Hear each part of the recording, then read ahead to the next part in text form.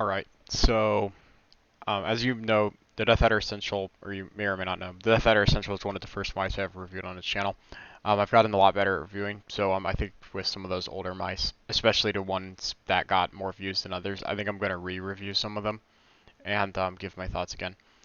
So that's just all this is. If you watch the first video, my thoughts haven't really changed, so you can click off if you want. And now time for the montage.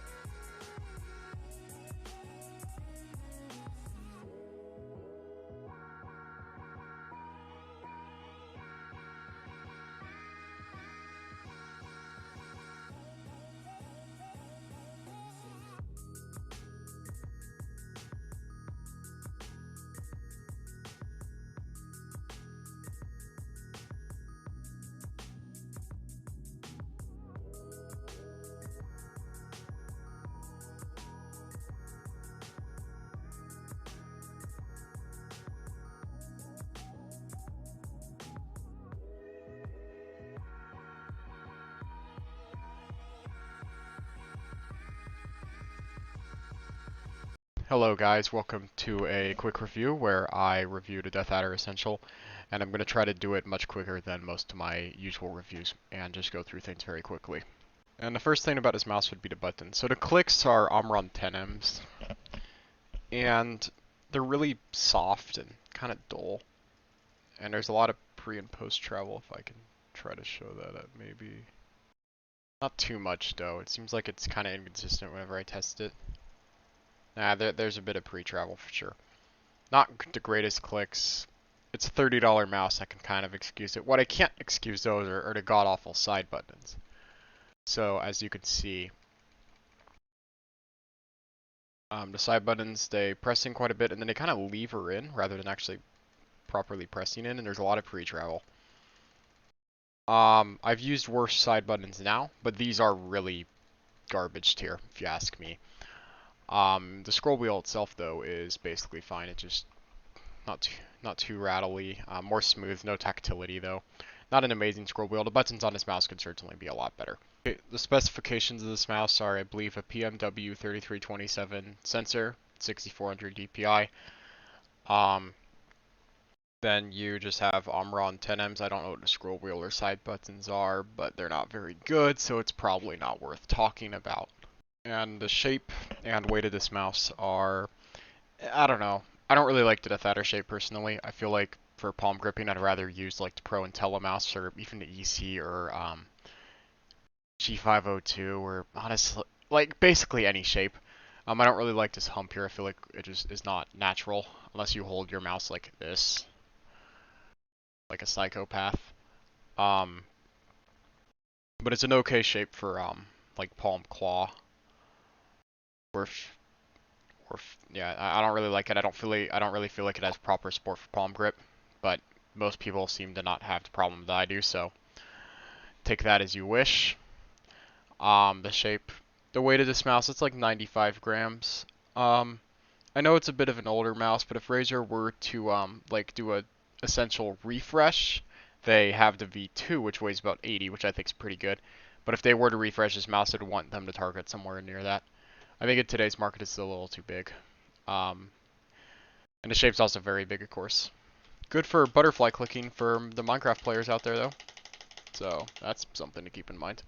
The sensor on this mouse, it is like a PMW 3327. So you're not going to get like the most amazing sensor ever. And LOD is pretty high. I don't really test it like exactly because I don't really think it matters. But like I can easily like put like my finger sort of parts like half my fingertip under here before this mouse stops tracking. It could really have better LOD. And it's weird because I'm pretty sure the implementation of the sensor on the Red Dragon, which has the same sensor, has very low LOD relatively, so I don't know what Razer's doing there. The feet on this mouse, just like one review I saw, they're pretty awful.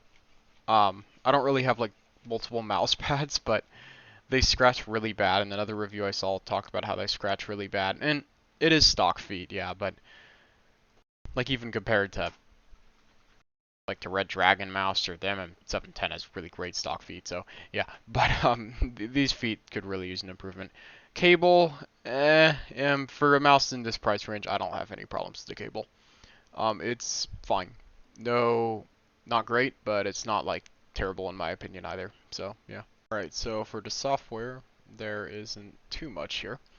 You just have devices, you have the mouse, you can find the buttons, but you can't assign the left click to it. You can't like assign. You have to have a left click assigned to the mouse. Probably so you don't get like locked out of your computer. There isn't yeah, so no Chroma devices. This device only supports performance, and the DPI can go up to 6400. You do have sensitivity stages, but no DPI button on the mouse. You have polling rate, mouse properties, lighting.